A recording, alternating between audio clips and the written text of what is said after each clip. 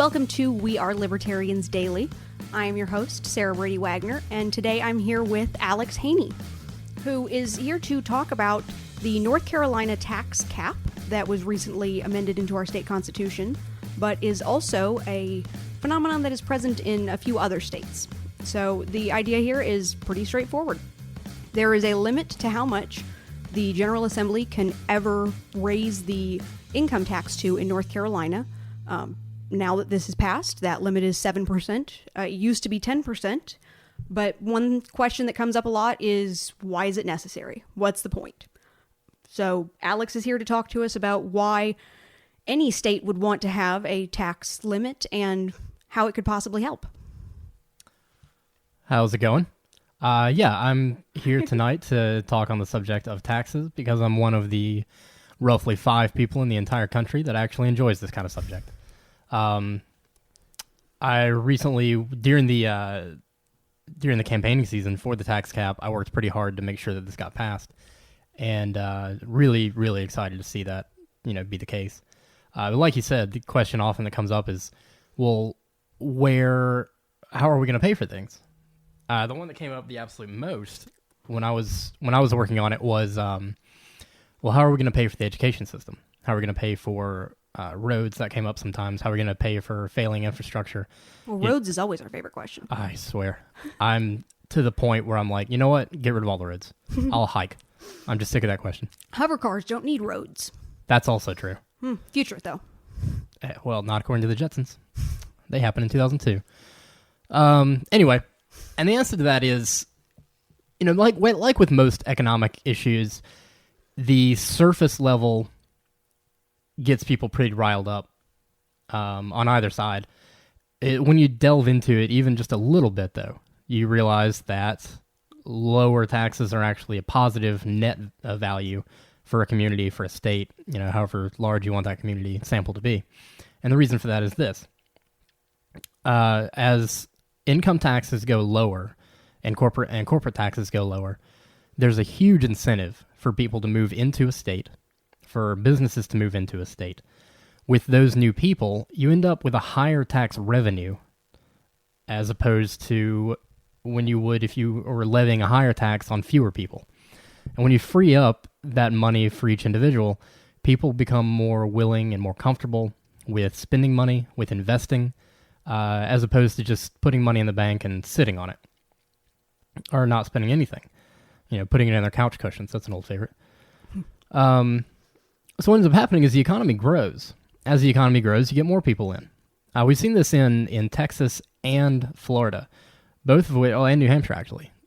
Slightly less New Hampshire, but that has more to do with just location and size of the state than it does with anything else. It's very cold. It is very cold, and you're surrounded by Vermont, New York, places like that. Not my cup of tea. So, according to a recent study that was conducted on the economic freedom scale of each state, what we're looking at is states like Texas, which does not have an income tax, ranked number 10. States like Florida, ranked number 1. Florida ranked number 1 in economic freedom. New Hampshire actually ranked number 3. California ranked number 48. Hawaii, 49. And good old New York with King Cuomo and Bill de Blasio ranked dead last. And what we've seen because of that, in a recent article from CNBC, not exactly a right-wing station, 800,000 people are about to flee New York and California because of taxes. Too many of them are coming here to North Carolina.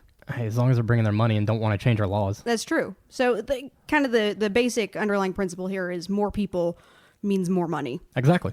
Without having to burden the individual taxpayer. But wouldn't it necessarily burden the public systems, though, in the state? So how do you mean? Schools, for example. You have more people come, they have more students, you're going to have more people in schools. Yeah, I mean, that's definitely true, which is a good thing in itself. The problem that we run into with funding the schools is not an issue of funding. The schools have huge amounts of funding. I want to say, and you can fact check me on this, but I want to say for the last 3 years in a row, teachers have gotten a salary raise. I think it might have been 5, actually. 5? Okay, well, even better. In North Carolina. The problem comes from too much administration. Administrative costs are through the roof. So it's a matter of spending money wisely as opposed to bringing in more money. Since the 60s, we've tripled the per capita, per student expenditures, and test scores have gone down. So it's clearly not an issue. And that is lower than the rate of inflation, which is important because it shows that we're outspending per student than we are, making money. So, somebody might bring up the idea that, oh, well, it's tripled because things have gotten more expensive. The dollar doesn't go as far.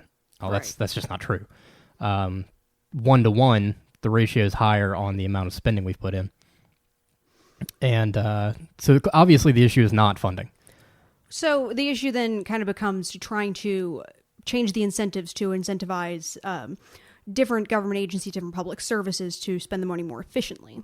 So Exactly. The question then would be, is that necessarily, or is that hopefully something that a limit on income tax would do? Or is it maybe just only one part of it? It's definitely only one part, but it's such an in-your-face kind of part where people really notice when their income taxes go up. In the past, North Carolina has raised the sales tax in moments of, when we needed a hike in tax rates, something like that. And people notice the sales tax when it goes up too, which kind of forces the legislature to make sure that it's only temporary. An income tax feels a little bit more steady, I guess. People are more okay with it because it only comes out once every 2 weeks. It's also a little less elastic. A lot of times if you raise the sales tax, then people will buy less. Right. Where people don't necessarily earn less just because the income tax goes up. Right. I mean, they do, but it's very marginal. Right. I mean, they bring home less, but yeah, absolutely. You definitely notice it less. So it's harder to make that a temporary thing. So putting a cap on it is definitely a positive. Now, as to your question as far as... Incentivizing better spending? That's it. Thank you. Sorry, I had a cough. Incentivizing better spending, yeah, it is one part, but it's a major part. So the theory is if you cut off the funding for the state and make them realize, like, oh, we're not going to be able to spend as much, well, hopefully they will plan for that. Now, that's a perfect world. Before the tax cap came into place, Governor Cooper had a budget proposal that would literally double the budget from last year, or from this year to next year, which is insane, without doing anything else. But under the 5.49 tax that we've had recently, we've had a fully funded rainy day fund, which came in handy during a few rainy days. I was going to say, we have very rainy days Very in North Carolina rainy lately. days, yeah. But it was fully funded. We haven't, our roads are significantly better than the ones in South Carolina and in multiple other states that I've been in. You cross the border into South Carolina, you know it without even seeing a sign. It's immediate. But we've got good infrastructure. It's there. We've got the money for better education. We've got the money for all this stuff. We just have to spend it more wisely. And with bringing people in to the state and businesses to the state, which bring in jobs, you do get that higher revenue. You bring in more money. You can do even more, all without harming the individual taxpayer. So the only other kind of angle I want to take on this, I mean, unless you have more to add, which I do welcome, would be the different types of taxes. So we've touched on that there's a sales tax, but when it comes to tax limits or tax caps, particularly state constitutional limits on how high different taxes can go, some states do have parts that refer to income taxes, but for example, Alabama actually places a corporate income tax rate limit. They have a rate limit of 6.5% in their constitution. I would love to see that here too. And then you have Michigan and Massachusetts. They just require a flat rate income tax, so no progressive system where different people get taxed at different rates. What, in your opinion at least, what is the best kind of tax cap? I mean, if we were to say a tax cap is good, if you can only have one, like what do you think impacts the state budget better or worse? Well, other than the obvious answer of zero. That's why I said only one. So I think having a tiered system is never a good thing. You end up punishing people for making more income. I think it's not only economically harmful, but it's just morally corrupt in my mind. Having something like a flat income tax, that would be closer to a good system. Having a flat sales tax, I think, would be the best way to go. People are going to spend money. They're going to buy things. People with more money tend to buy more, and they buy more expensive things. If there's a concern about, people buying food, stuff like that. That's usually the concern Right. about sales taxes. They tend to be regressive if you don't exclude necessary items. Yeah, if you did exclude necessary items, like I think in North Carolina there's a discrepancy between, certainly in South Carolina there is a discrepancy between sales tax on food versus sales tax on other things. Mm-hmm. It's like 6 to 7%. Yeah. We also have difference food. for actually different types of food. So prepared food is taxed, I believe, at a different rate than just like groceries. Yeah, sure. I think that's a much better idea. To help take care of that kind of thing. But if you wanted to do the math on it and come up with a system where, under a certain income bracket, you're not paying any income tax, especially with people that are more on the government dime. There's really no point to paying an income tax there because it's just going right back to the government. Well, then doesn't that accentuate the fiscal cliff that's caused by when you're trying to come off of welfare programs? Part of the taxation that's involved in that is you want people to work. But as they earn more, then you want to kind of slowly get them used to the taxation that will then kind of more fully kick in once they make enough that they are a net taxpayer rather than a net recipient. I think that goes a little bit deeper than just that issue. I think that is part of it, yeah. But I think what the big problem really is that, in certain situations, if you go up into a different tax bracket, there's an incentive to literally not make more money because you'd bring home less. Like just for example, these aren't the actual numbers unless I stumble into them. But let's say you make $49,000 and you're about to get a raise to $55,000. It's a hell of a raise. Yeah, it'd be a nice raise, right? Or let's just say 50 then, 49 to 50. But you would go into a higher income tax bracket at 50, and you'd end up bringing home less money than you do at 49. I mean, that's you're stymieing the entire incentive to move up in the world. Well, but you're still taking home more than you would at 49 because the first 49 is only taxed at the lower rate. That's how progressive tax systems tend to work. Yeah, I mean, again, this is just an example for a particular system. No, I would really like to see a complete flat sales tax as far as a way, flat sales tax as far as a way to create and generate income. I don't think, if someone's using an EBT card, say, well, don't tax that. Tax other things. Tax, like cigarettes, beer, stuff like that can't be paid for legally through a government system. Yeah, North Carolina actually has a very rich history of kind of what you're hitting on there, which is sin taxes. The idea that you want to tax bad things because taxing in and of itself is a disincentive. Like you were talking about before, the more you raise taxes on earnings, then you create a disincentive to continue working and continue earning more. And the same can be said with cigarette taxes and alcohol taxes, and maybe, hopefully, in a million years in North Carolina, cannabis tax. Just to clarify very quickly, because I know at least some of the libertarians listening to this are pulling their hair out. I don't promote a sin tax. Like I don't want to tax those things at a higher rate. I just use those as examples for obvious things that couldn't be used for with a government check. Well, if anybody wants somebody to hate on, I consider sin taxes to be one of the less objectionable taxes. Not to say that taxes of any kind are good. That's disgusting. Yeah, well, people need somebody to hate on. Well, all right, fair enough. Don't take my beer away from me, please. To kind of close out, I've got a couple of lists pulled up right here. According to U.S. News, the best states as far as the highest economy go are Colorado, Utah, Washington, California, Florida, Oregon, Idaho, Texas, Massachusetts, and Delaware. That's the top 10.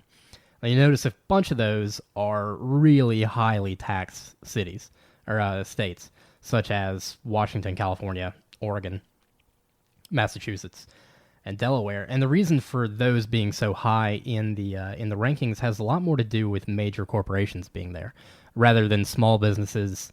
The more of the backbone. Not to sound like a politician. Like Washington has, Seattle. Starbucks is in Seattle.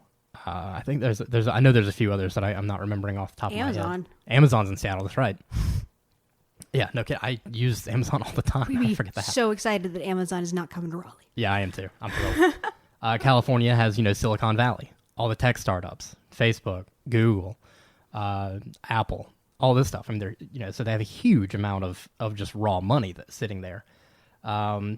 Massachusetts has Boston, huge amounts of revenue in there. Same thing that happens with New York, even though they didn't make the top 10. And then Delaware is actually where people go to incorporate the most often because they have the least stringent laws on incorporation. The lowest taxes for corporations there. So a lot of places, even if they have physical presence, their main headquarters, say, might be in Nevada, but then they'll incorporate in Delaware. Little insider baseball there for you. And then, according to Fortune magazine, the top 10 states in America to start a new business, Texas takes the top spot. And almost all of these are very low tax states. Texas, Utah, Georgia, Montana, Oklahoma, Florida, North Dakota, California, obviously, again, because of just the amount of people and the Silicon Valley area, Arizona, and Colorado.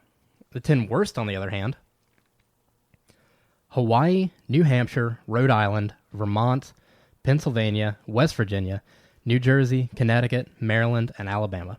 And aside from Alabama and West Virginia, those are wildly taxed states. And for Alabama and West Virginia, my assumption is going to be just that there's just not a huge amount of market in those two states. There's also, when it comes to finding employees. Right. You just got fewer people. Yeah, the skilled workforces are an important part. I mean, that's one of the things that states like to advertise a lot. Right, exactly. So I think that has a lot to do with those. But, you notice between the two lists, the top 10 are vastly low-tax states, whereas the bottom 10 are vastly overtaxed states. I mean, it's pretty basic supply-side economics to say that the lower someone pays for as a penalty to start a business somewhere, the more likely they are to start the business there. That brings in money, brings in jobs, brings in more tax revenue. It is a positive overall, so long as there aren't any kind of tax-based subsidies, things like that, like you were saying with Amazon, how they're selling their souls, what little they have left, in New York and D.C., to make sure they get the offices. Well, my understanding with New York is New York didn't want them in the first place. Really? Yes, and at D.C. somewhat to the same degree. Like, these are actually two areas that... Actually, Crystal City probably offered some pretty impressive incentives. But yeah, I mean, you're in the seat of economic power in New York, and you're in the seat of legislative power right there in Northern Virginia. Mm-hmm. So it makes sense that they would want to move to those places. Yeah, I remember reading one article that basically described it as it's a masterclass in how to date. They ended up picking the two places that didn't want them there in the first place. I don't know. How is that a masterclass in dating? We just have to act uninterested. That's what makes people come over. I don't know. Is that what does it? I'm married. I'm not very great at dating anymore. Oh, clearly I missed the bulletin on that one. Well, Alex, is there any other fascinating tidbits or information in relation to income tax that you'd like to drop on us? Nothing other than just a reminder that the lower an income tax and the lower a corporate tax, the better the economy does. When we see the economy not do well under such situations, it's because of other issues that have nothing to do with those two, such as subsidies for failing companies. Like, look at the bailouts. Tariffs are really bad for companies. Things like that. And you mean we can't do interstate tariffs? Yeah, I don't know. I just feel like that would be a bureaucratic nightmare. It would absolutely be a bureaucratic nightmare, unless each state handled it. But, then Congress is going to come in with their interstate commerce clause. Mm-hmm. Open borders.